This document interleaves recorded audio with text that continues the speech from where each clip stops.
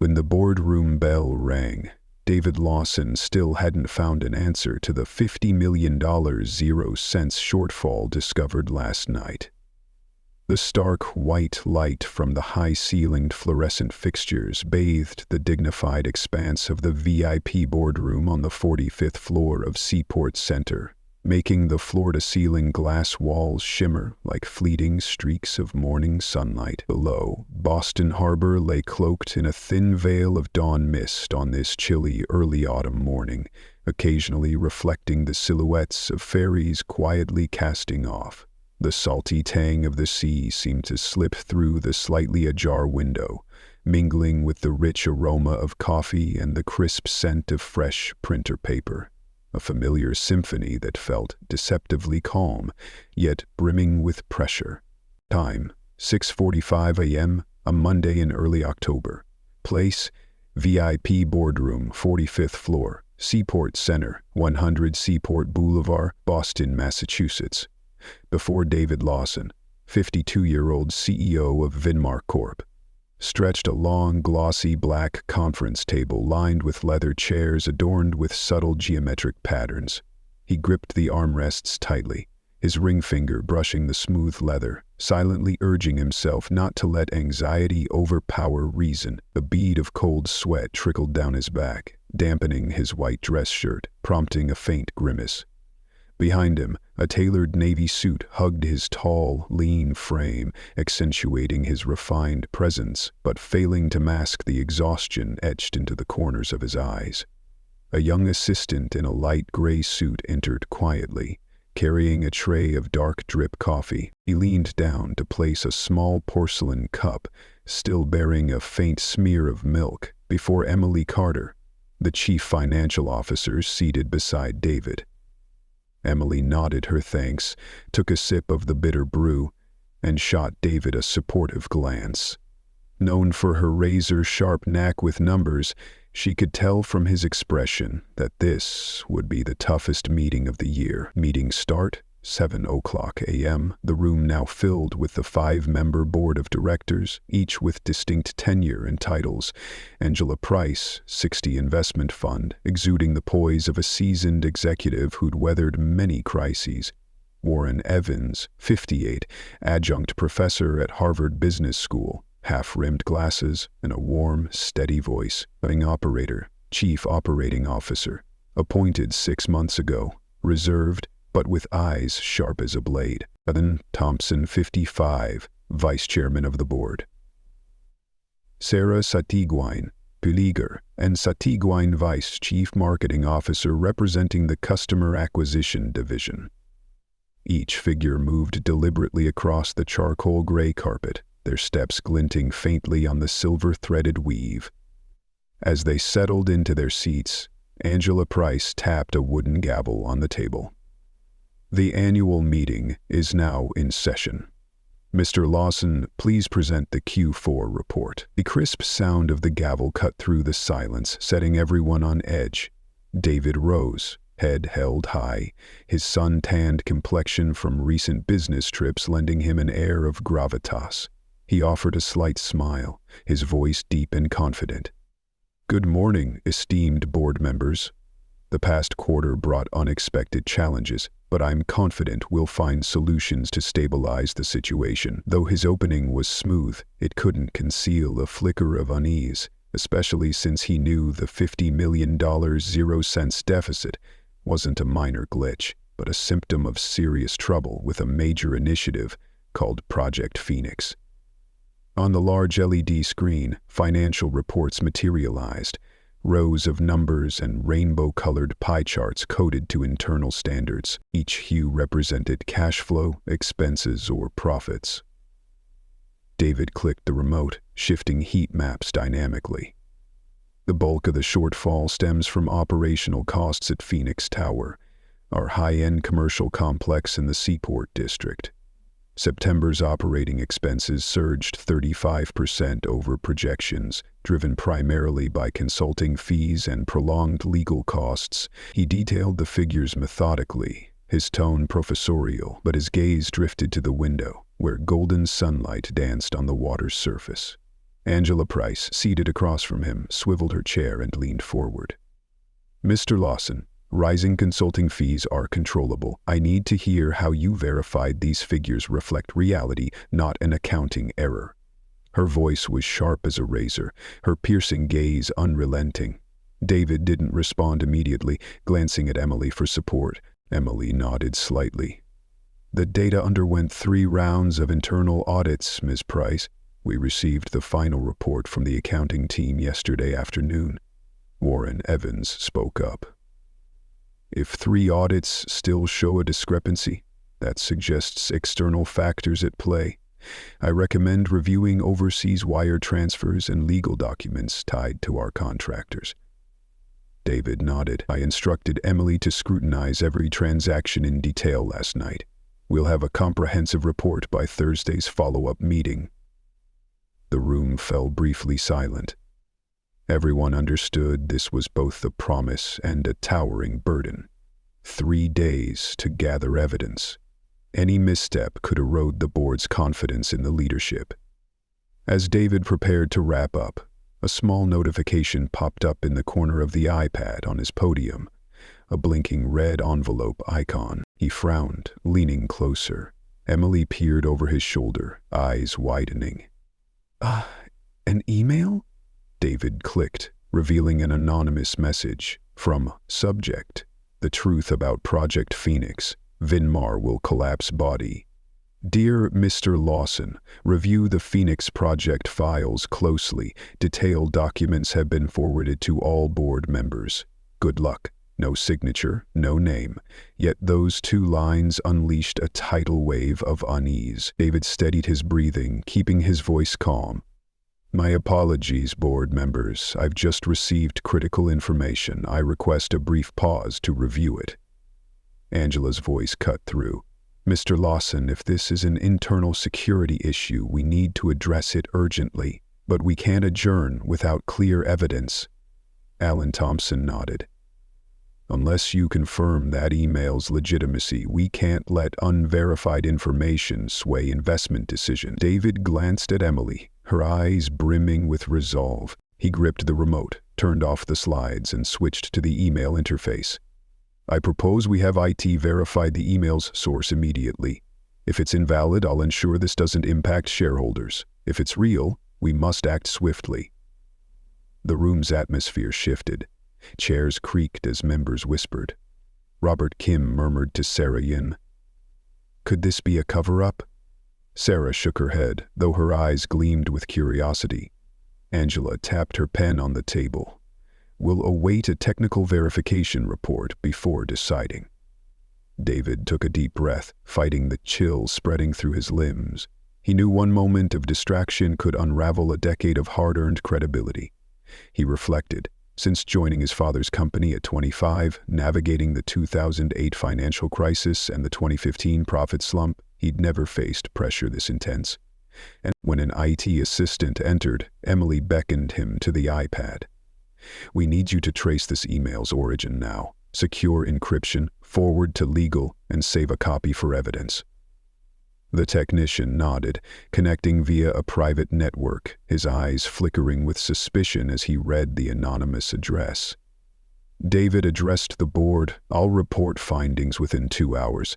The next meeting will focus on financial solutions if all is clear." The chairman tapped the gavel. Meeting adjourned. "Thank you, Mr. Lawson and Ms. Carter. Please prepare relevant documents." As the board members filed out, David and Emily stayed behind. Emily whispered, "David, who's behind that email?" David didn't answer immediately, his eyes fixed on the iPad. Could be an insider, could be a competitor, but someone wants to sow deep doubt. Emily placed a hand on his shoulder. "We have to uncover the truth." David nodded, a spark of determination in his eyes. "I won't let Vinmar fall to an anonymous email." The boardroom door closed, leaving the 2 alone at the empty table. The lights lingered on the window blinds, casting their silhouettes onto the glass. David thought to himself, this email doesn't just threaten the budget, it hints at a secret that could topple Vinmar. In the quiet moment, a distant police siren echoed, signaling a stormy investigation looming over Vinmar Corp. Emily looked at David, her gaze subtle but profound. The game's just begun. Emily Carter never imagined that a midnight call from an unknown number would unravel a 2-year-long covert conspiracy. The penthouse in Boston's South End, typically Emily's sanctuary after grueling workdays, felt strangely cold tonight. Well past midnight, she couldn't tear herself away from her desk. She sat before her matte black laptop, its screen casting a faint blue glow across her weary face. Soft jazz from a wireless speaker filled the room. Dave Brubeck's Take 5, tender but powerless to ease her mounting anxiety. The occasional blare of a taxi horn echoed from the street below, where streetlights flickered, turning the cobblestone roads into shimmering silver streaks. Hours earlier, Emily had stayed up combing through financial data. She'd printed dozens of pages of reports tied to Project Phoenix, marking irregular expenses in red. At Vinmar Corp, she was the final gatekeeper of every figure, and absolute accuracy was now under threat. Tomorrow morning, David Lawson would face an emergency board meeting to reveal findings about the anonymous email threatening Project Phoenix. If she couldn't produce concrete evidence, the meeting could spell disaster. Suddenly, her phone buzzed sharply on the ebony desk, shattering the silence. The screen flashed, hesitated for a moment, then tapped to answer. "Miss Carter?" A low, gravelly male voice came through the speaker, resonating in the quiet room. Emily glanced at the anonymous caller ID. Leaning forward, she kept her tone steady. "Who is this, and why are you calling at this hour?" The voice replied unhurriedly. "My apologies for startling you so late, but the information I'm about to share can't wait until morning. I was an auditor at Vinmar Corp, and I know Project Phoenix is hiding a money laundering scheme." Emily's pulse quickened. She cleared her throat softly. "If you have proof, send it to me immediately. I only deal in facts, no matter how brutal." The man chuckled faintly. "I'm at my computer now. I'll send it via secure email. Check it right away." A moment later, her phone buzzed again, this time with a string of encrypted characters. Through the internal app she and David used, 3 attachments appeared.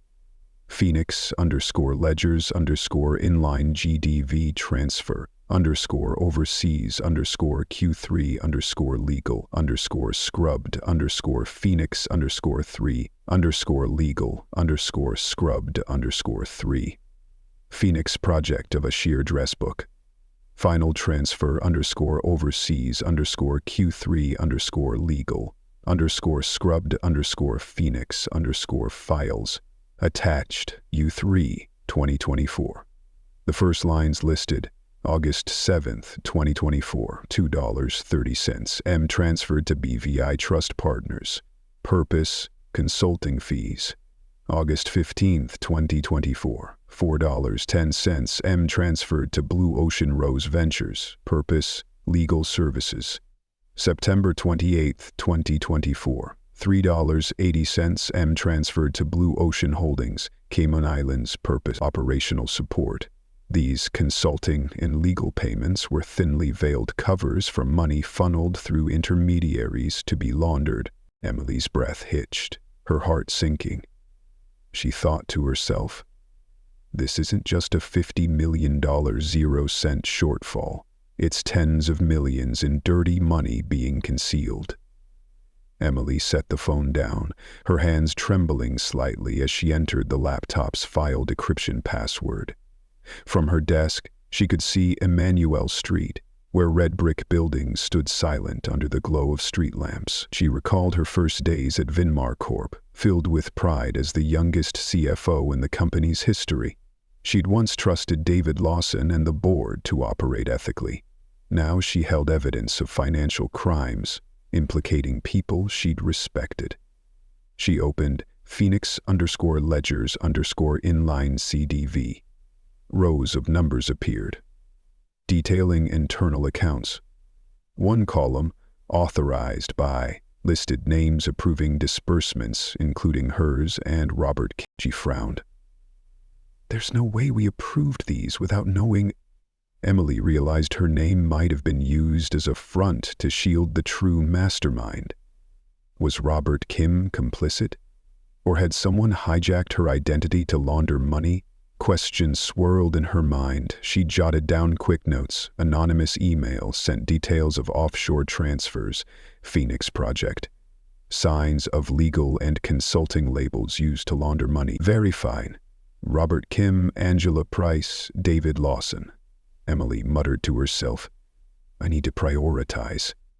She opened her desk drawer, pulling out a personal encrypted USB drive, her vault for sensitive documents. She accessed internal emails between David and the legal team, draft proposals and contract terms. Emily copied everything to the USB, then locked the drawer. This drive would be the key to the federal prosecutor, the only thing that could intervene before Vinmar collapsed under public scrutiny.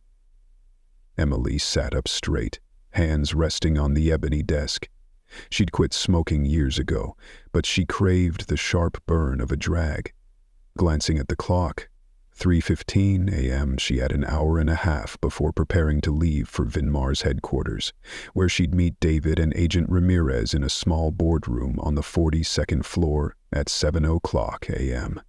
She knew she needed sleep, or at least a brief nap before facing the battle ahead. Emily turned off the music and lights, leaving only the laptop's faint glow. She closed her eyes, but her mind churned. She told herself, if David won't reveal the truth, I'll have to find Claire Bennett, the federal prosecutor, and hand her this USB. The thought brought a flicker of calm, knowing she had a next step. Life in the high-rise penthouse was luxurious, but isolating. She missed her best friend Anna's laughter, always urging her to stand firm. She missed her parents, gone too soon, who'd pinned their hopes on her. Now the weight of honor pressed harder, and Emily couldn't afford to fail. At 4:45 a.m., Emily left the penthouse, taking the elevator past security to the parking garage. The basement hummed with fingerprint scanners and surveillance cameras. She swiped her card and climbed into her sleek black Lexus, waiting in its spot.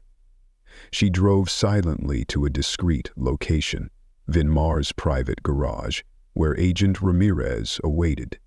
The garage, tucked behind the building, opened its white roll-up door as Emily approached. Ramirez stood there, tall and lean, in a plain black suit with a midnight shade tie, his expression stern.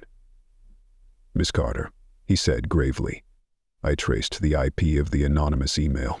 It seems the sender used an internal Vinmar computer via VPN. I'm gathering more evidence. What do you have? Emily reached into the back seat's locked compartment, retrieving the USB. He took it, his fingers brushing the cold metal casing. These files will go to Claire Bennett this morning. I want her to have enough to prosecute or at least issue a search warrant. Ramirez nodded. I'll connect with the prosecutor's office now.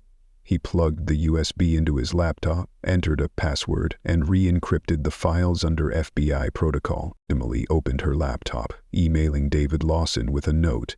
Files sent to Claire, awaiting search warrant. See you at 7:00 a.m., 42nd floor boardroom. She waited as Ramirez sent a confirmation text. He tapped his screen. Claire approved an expedited search. I'll have a court warrant by 8:30 a.m. FBI and U.S. Marshals will assist. Emily exhaled, nodding her thanks. Thank you. See you there. She drove out of the garage, looping back towards South End, noting the time, 4:55 a.m. 2 hours until her meeting with David. Everything was on track. At 7:00 a.m., in the small 42nd floor boardroom at Seaport Center, a space reserved for high-security emergency meetings, Emily and David entered, greeting two plainclothes FBI agents with credentials. Beside them stood Claire Bennett, federal prosecutor, in a sharp gray suit. her gaze piercing. Marcus Hayes, a Boston Globe reporter, sat awkwardly at a distance, prepping to record an interview. David began, "Thank you, Claire and the FBI representatives, for being here early. Emily will outline the evidence." Emily connected her laptop to a compact projector. "I received Phoenix_Ledgers_inline DRVA and transfer_overseas_Q3DA from an anonymous internal source. Offshore transfers totaling tens of millions in USD, labeled consulting and legal fees, were funneled through shell companies." Claire stood with hands clasped behind her, listening intently. The agents took notes, their eyes scanning the screen. Marcus fidgeted, clicking his small camera. Emily continued, "I also copied contracts and internal emails to a USB, showing approvals by Robert Kim and other senior leaders. The anonymous email's IP was traced to a Vinmar internal server, and I request an immediate search of that server room." Claire nodded. "Understood. I'll issue the search warrant now. Marcus, please pause recording for now." The reporter nodded, quietly exiting. The door closed, leaving Emily, David, Claire, and the agents. "I'll sign the warrant by 8:15 a.m.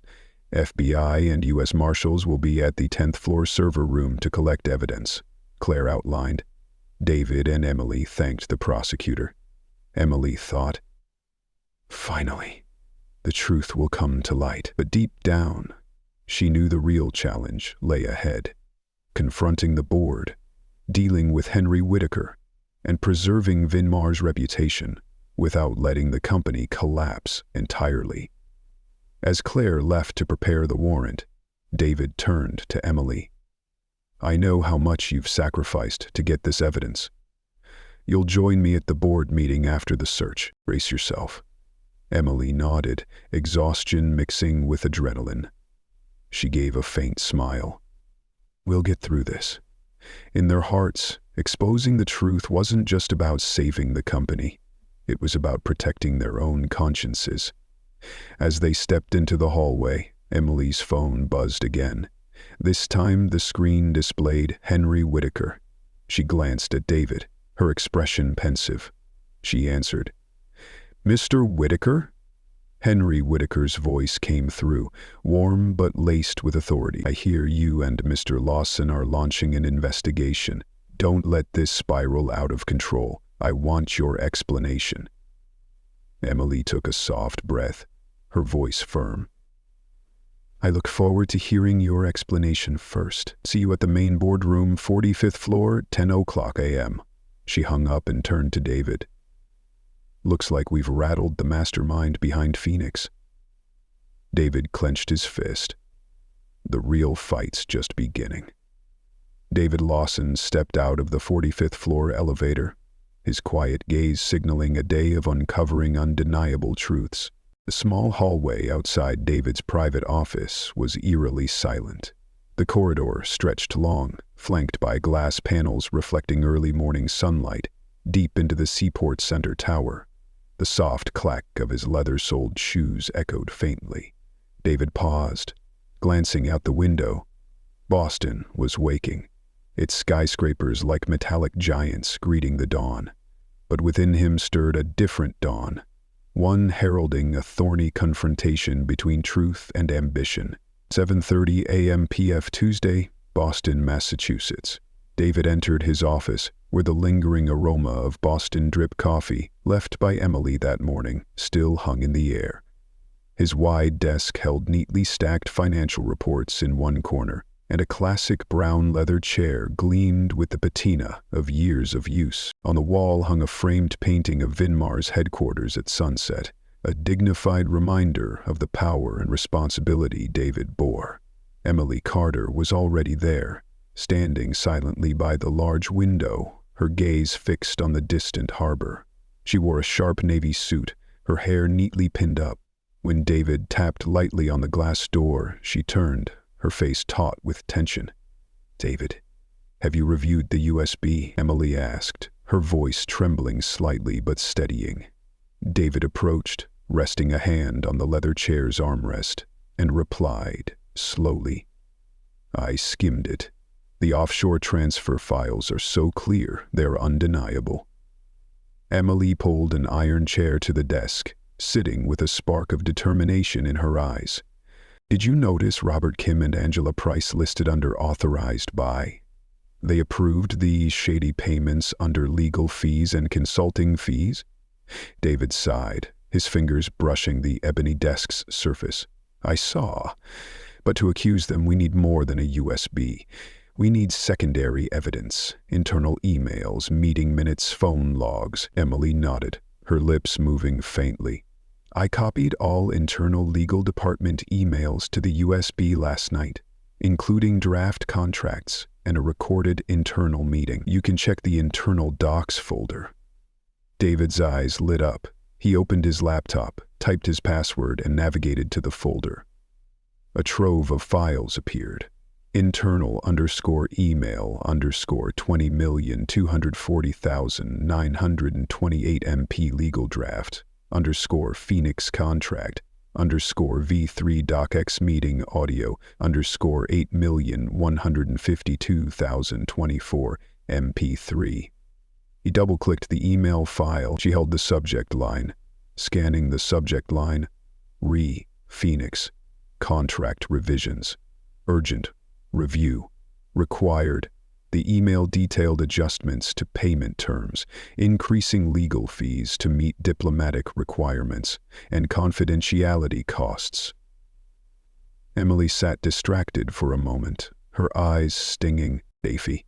They called it confidentiality costs, she whispered. It's just money laundering. David switched to the audio file, keeping the volume low. A man's warm, steady voice crackled through. Robert Kim. I've arranged the $4,100,000 0 cents for Golden Rose Ventures. Make sure it slips past the auditors. Angela Price, chiming in. Don't worry, Emily will handle her part. I told her before we submitted to the board. Their voices were calm, yet sharp, like daggers cloaked in whispers. Emily gripped her knees tightly. David, we have this recording. Do you think it's strong enough? David listened to the end, then paused it. Strong enough for my report. But the next issue is Henry Whitaker. As they deliberated, the desk phone rang. David picked it up. David Lawson, the voice of Paul Roberts, Henry Whitaker's appointed lawyer in Boston, came through. Chairman Whitaker requests you both in the 50th floor boardroom now. The room's ready. This meeting is non-negotiable. David frowned slightly. Mr. Roberts, we've just received critical information and are handling. Roberts cut him off. No handling excuses. The chairman's orders are absolute. You have 3 minutes to get to the boardroom. David hung up, turning to Emily.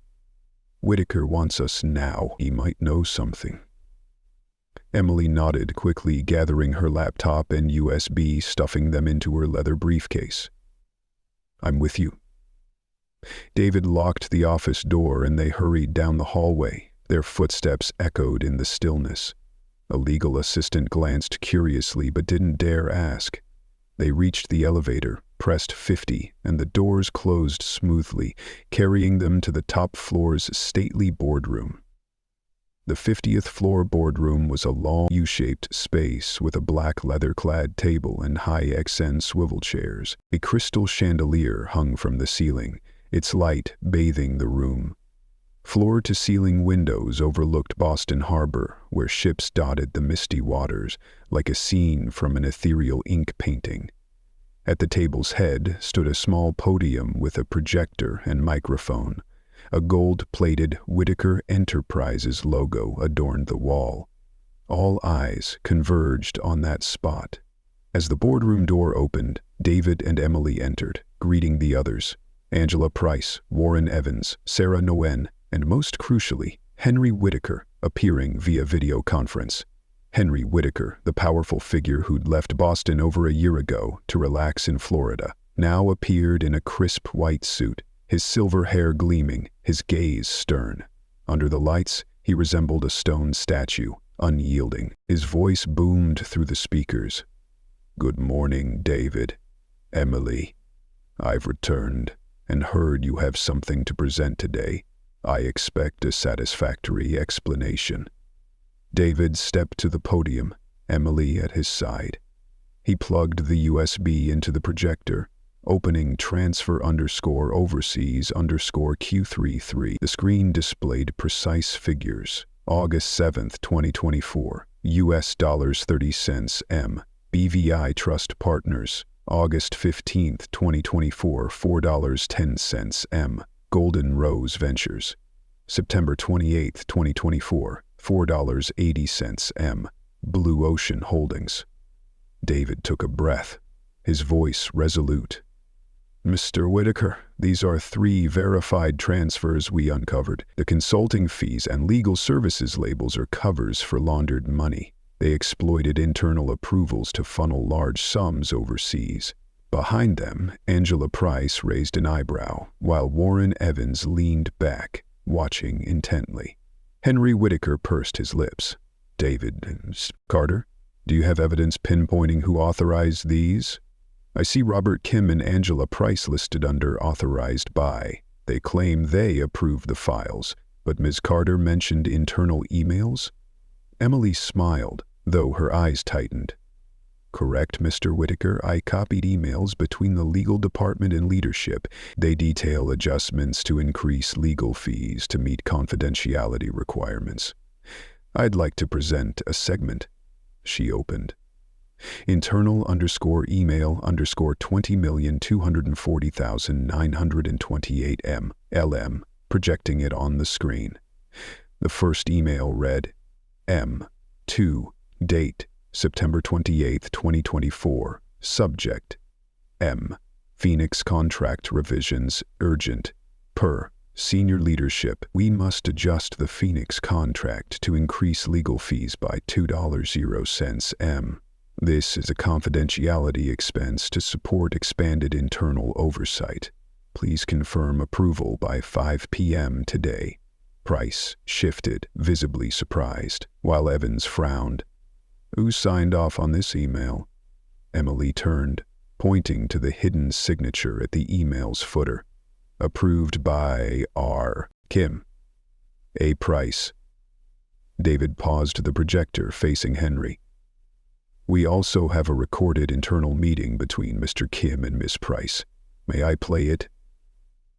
After the recording played, their voices rang out. Robert Kim. Golden Rose Ventures is set to receive $4,100,000, 0 cents. I've arranged everything. Angela Price. We just need Emily not to notice. I'll keep her busy with other figures. The boardroom fell so silent that breathing was audible. Henry Whitaker tilted his head, his face icy. Very well. The evidence is clear. I'll initiate an internal legal process before the DOJ steps in. Thank you for your thorough work. As Henry seemed satisfied, the video conference screen dimmed, then lit up with an action plan. 1. Internal inquiry. 2. Notify DOJ.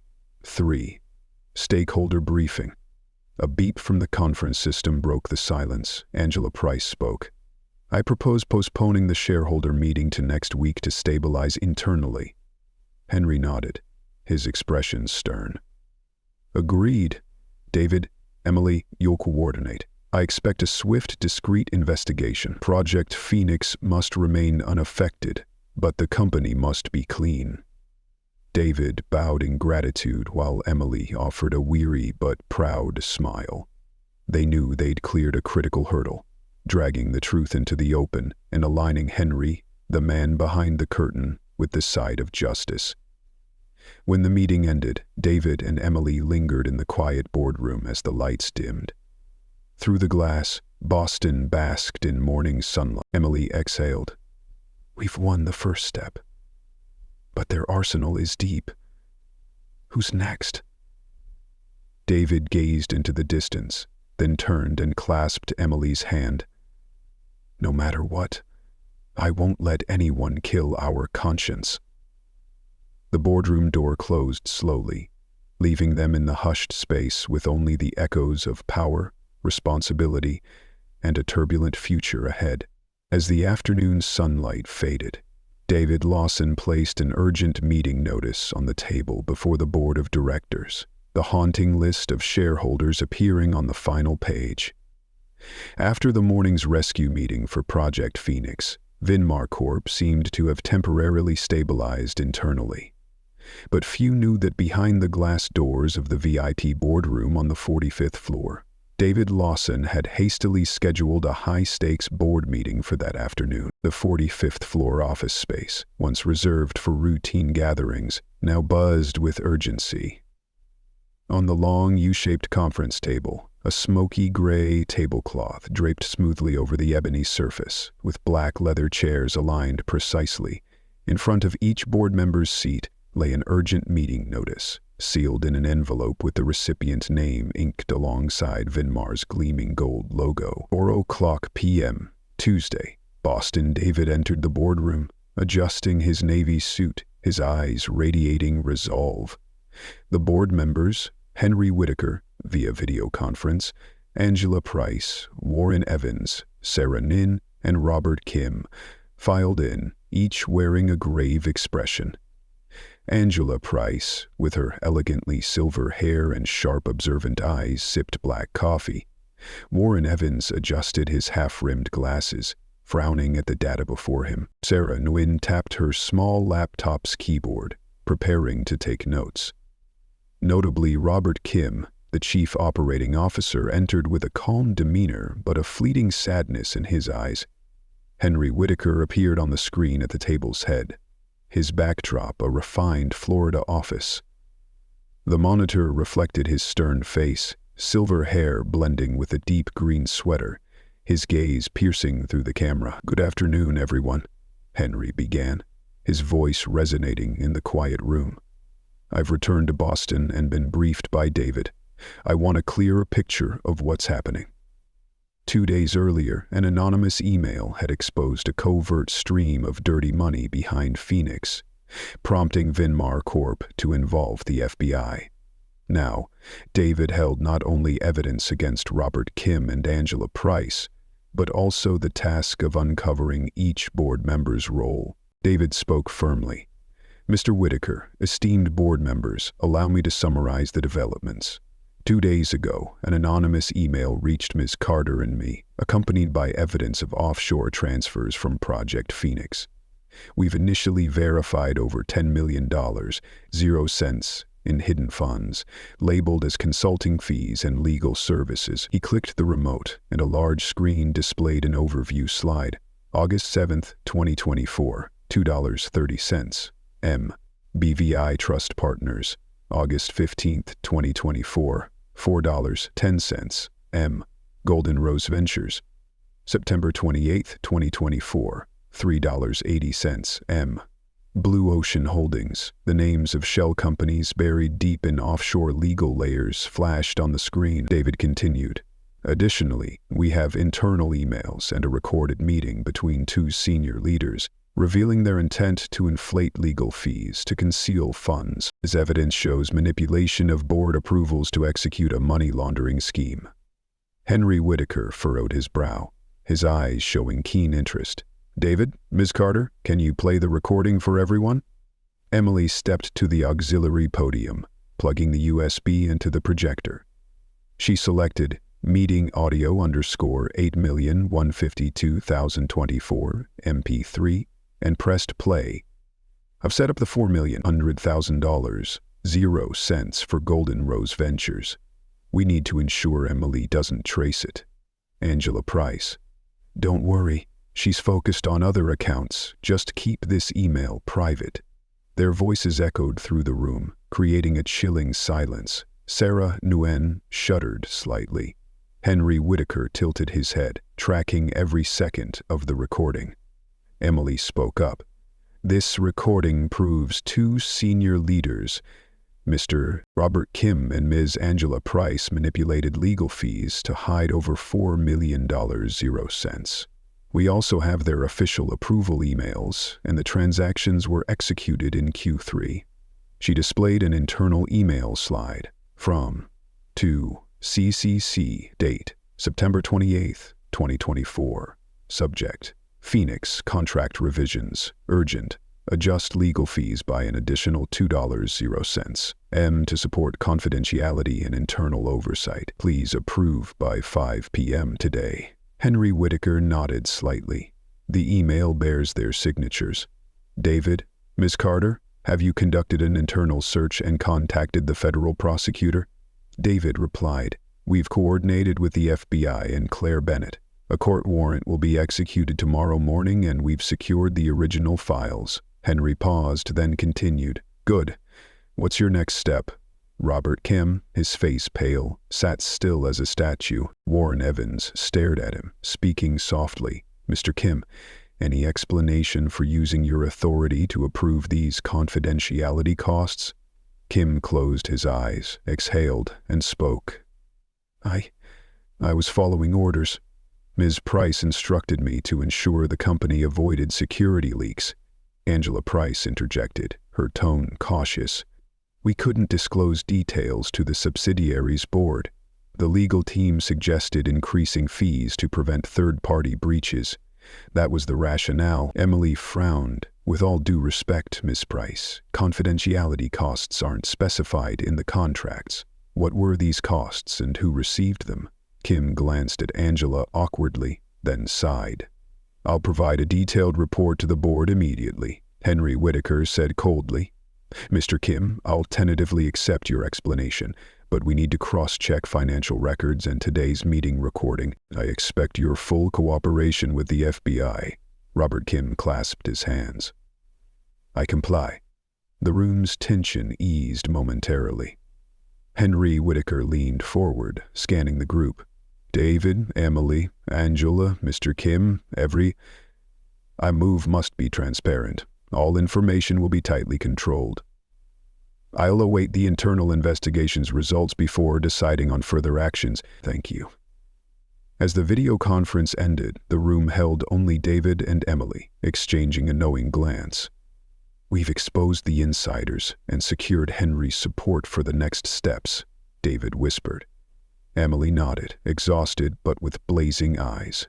For now, but there's still much to uncover, especially Phoenix's ultimate purpose. As they stepped into the hallway, Robert Kim appeared, looking shaken. David, Emily, can we talk for a moment? David stopped, eyeing Kim. What's up? Robert Kim turned, his voice low. I just remembered. There's an email Ray sent me on September 12th. The contents, they're critical. Emily frowned. Where's that email? Kim shook his head. I accidentally copied it to my personal drive. I'm not sure if it's still on the server. Can you help me find it? David and Emily exchanged glances, sensing a new worry. Could a forgotten file be waiting to be uncovered? David whispered to Emily, This isn't over yet. They hurried toward the IT room, where that critical email might lie buried in the server's storage. Ahead, another secret awaited, a hidden facet of Project Phoenix, steeped in ambition and deceit. When Emily Carter hit send on the email report to the federal prosecutor, her heart seemed to stop the moment the final period appeared. Wednesday, 8:15 a.m., Vinmar Corp server room, Seaport Center, 10th floor, Boston, Massachusetts. It took 2 elevator rides to reach the 10th floor. The narrow hallway, lit by stark white fluorescent lights, had a lower ceiling than the 45th floor, creating a stifling sense of pressure. Circuit panels and signs reading restricted area, authorized personnel only, lined the walls. Now, David and Emily were no longer authorized personnel in the traditional sense. They were the ones ordering the search. Emily paused before the server room door, her dry eyes burning with resolve. She pulled out the USB from the 45th floor meeting, her hand trembling slightly as she opened her personal laptop. David stood beside her. his gaze intently focused. "Are you sure we need to do this before heading to the 45th floor?" David whispered. Emily nodded. "I want Claire to have all the evidence before the FBI starts collecting. If needed, she can issue a search warrant immediately." She opened a pre-drafted email titled Urgent Phoenix Project Evidence Submission, attaching the encrypted virtual USB below a concise but clear message. "Dear M.S. Bennett, attached, please find all primary evidence related to Phoenix Project, financial transfers, internal emails, meeting recordings, and backup server logs. Please advise on next steps for obtaining a search warrant. Sincerely, Emily Carter, CFO Vinmar Corp." Emily clicked send. The email vanished from her outbox, followed by a delivered confirmation. Before she could exhale, a notification popped up. "Accepted by U.S. Attorney's Office, Case 202509112. "Done," Emily said, her voice cracking slightly. "Claire has the warrant." David placed a hand on her shoulder. "Now we move to the fieldwork." 8:30 a.m., the 10th floor of Seaport Center erupted into controlled chaos.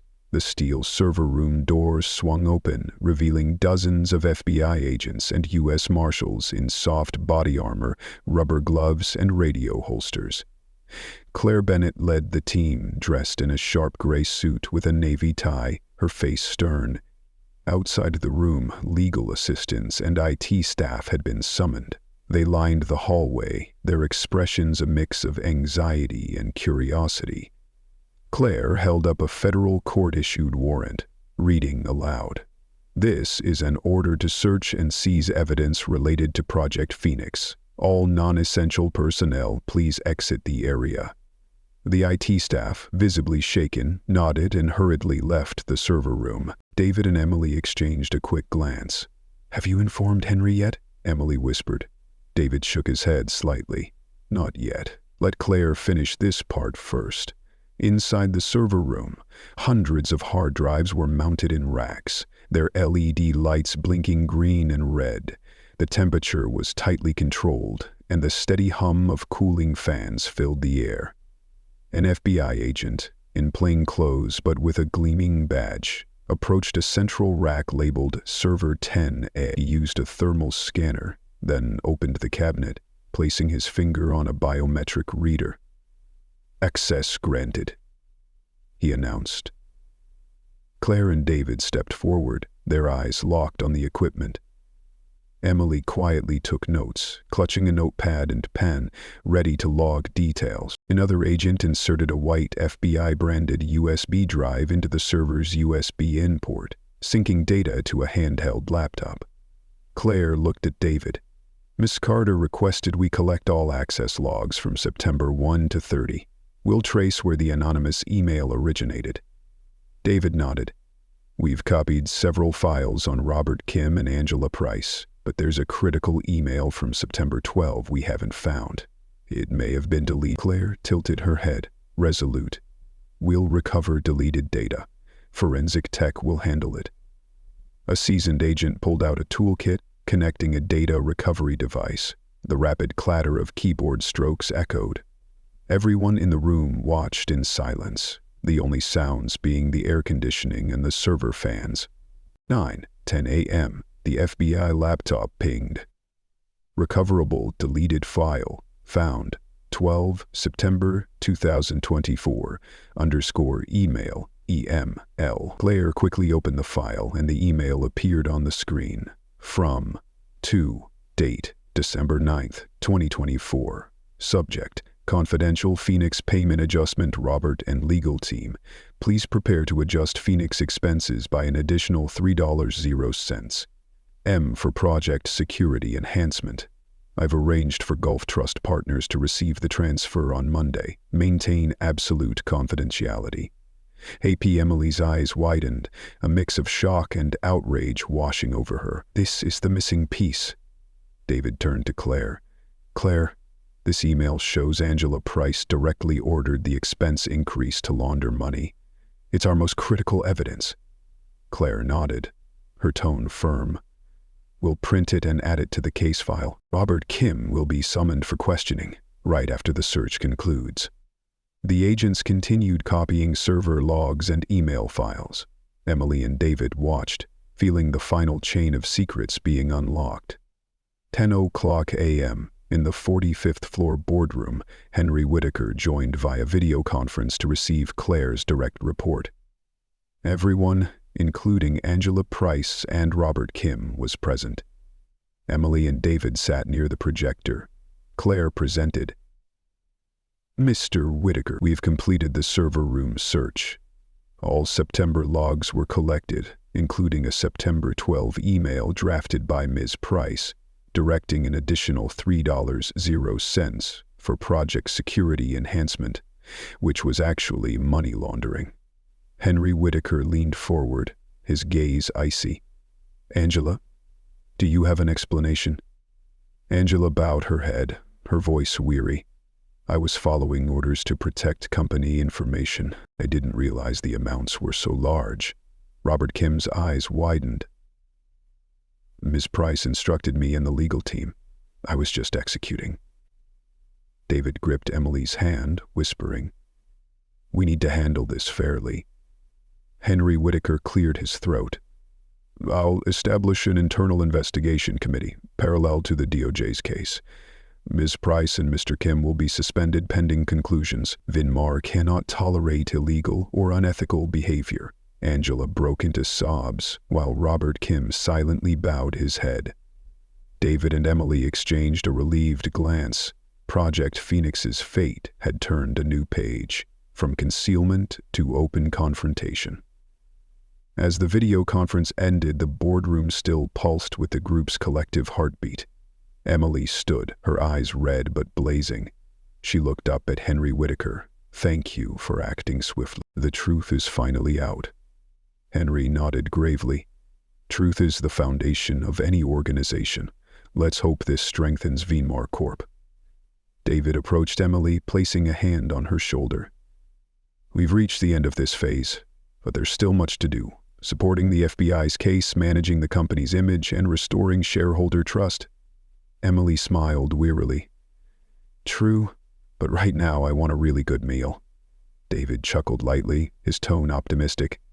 Deal. Lunch it at Union Oyster House, then we'll plan the shareholder meeting. As David and Emily left the boardroom, they didn't expect a figure waiting quietly. Marcus Hayes, Boston Globe reporter, holding a small camera. He spoke in a low voice.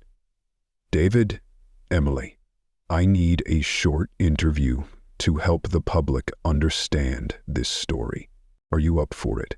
Emily glanced at David, whispering, What do you think? David paused, then turned to Marcus, his eyes brightening. We've fought for the truth. Maybe it's time to share some of that effort with the public.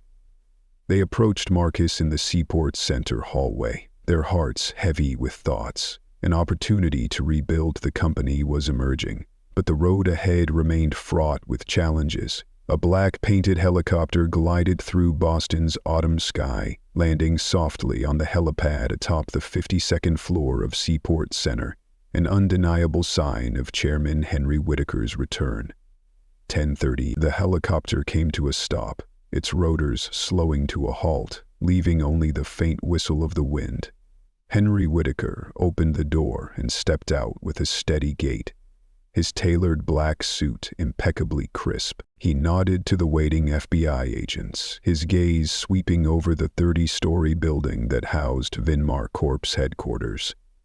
Though his silver hair betrayed a hint of weariness, Henry retained the commanding presence of a man who had built an empire.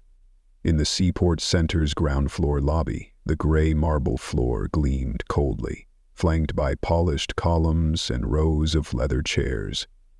Marcus Hayes and the Boston Globe film crew stood ready, camera lights flickering, microphones poised. David Lawson and Emily Carter appeared, taking seats in the front row beside Claire Bennett, the federal prosecutor. The atmosphere was taut as a bowstring when Henry entered, every lens trained on him. Marcus spoke up. Mr. Whitaker, can you explain your sudden return? Henry paused, his warm, resonant voice filling the lobby.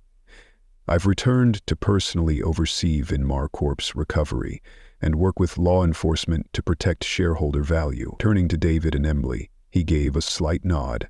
I trust in their efforts. A smattering of applause followed, but all eyes remained fixed, awaiting his next move. Claire Bennett took the microphone. Under a federal court warrant, I hereby announce the arrest and temporary suspension of Mr. Robert Kim, Chief Operating Officer, and Miss Angela Price, Director of Investment Funds, on charges of money laundering and abuse of authority. 2 FBI agents escorted Robert Kim and Angela Price forward, gently securing handcuffs on their wrists. Angela sobbed uncontrollably, while Robert bowed his head in silence. Claire addressed them unflinchingly. All legal protections will be upheld under the law. Henry Whitaker approached Robert and Angela, resting a hand on their shoulders for a moment. I never wanted this outcome, but justice must be served. He turned to the media. Vinmar Corp faces a significant challenge. I pledge full transparency and support for law enforcement. Reporters recorded the scene, every camera capturing the moment.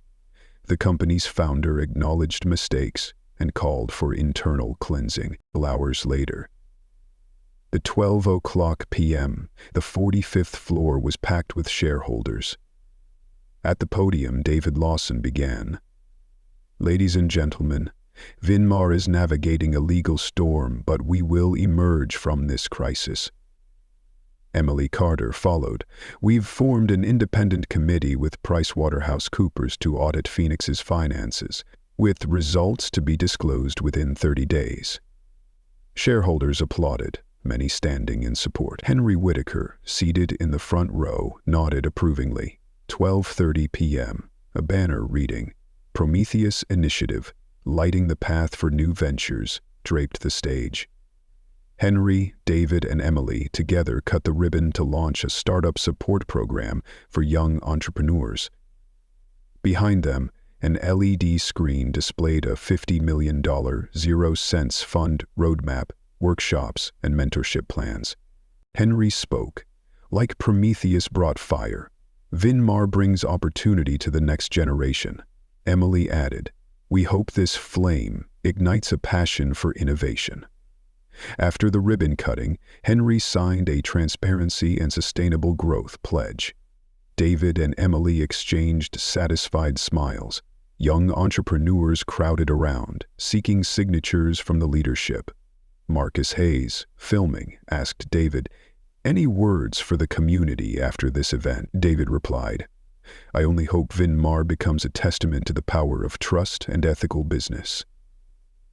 The afternoon grew calm as David and Emily strolled along the ground floor hallway, sunset light streaming through the glass. David took Emily's hand. I never thought we'd face a challenge like this. Emily smiled. We stood together, upholding justice. The autumn breeze swept in, carrying the chill of the sea and the warmth of their shared resolve. Before leaving the building, David paused before the Vinmar Corp logo, now adorned in hopeful green.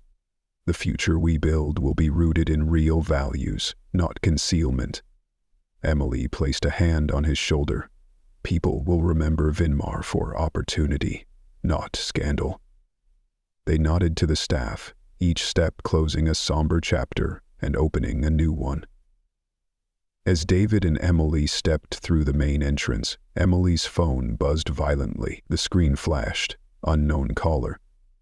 She sighed, then answered. Emily Carter. A male voice echoed. Congratulations on the Prometheus initiative, but there are more Phoenix-like schemes still hidden. Are you ready to keep going?